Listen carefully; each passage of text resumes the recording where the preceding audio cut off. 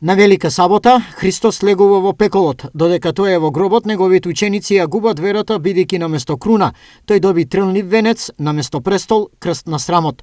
Но доаѓа ноќта, земјата почнува да се тресе, а силна светлина избива од ридот кој ја покажува превласта на доброто на земјата.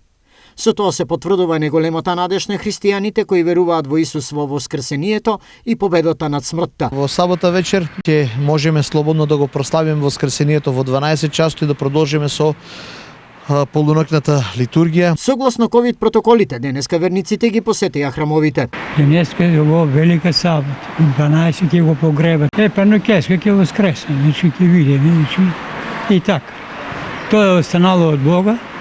Јас у тоа верувам многу. Начен ден, синоќе не можех да дојдам, еве сега си идам, не изоставувам никога година.